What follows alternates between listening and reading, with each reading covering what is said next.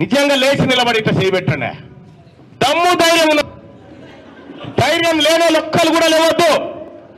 నేనొక్క మాట చెప్తా ఉన్నా, దయచేసి నేను చెప్పిన మాట చెప్పండి. తెలంగాణ రాష్ట్రంలో బీసీలమైనటువంటి మేము మన ఎస్సీ ఎస్టీ మైనార్టీ సోదరులను కలుపుకొని రాబోయేటువంటి స్థానిక సంస్థల ఎన్నికల్లో బీసీ అభ్యర్థి నిలబడితే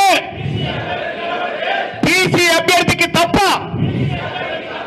ఓసీకి ఓటు వేయనని నా సోదరులు అయినటువంటి ఎస్సీ ఎస్టీల రిజర్వ్డ్ స్థానాల్లో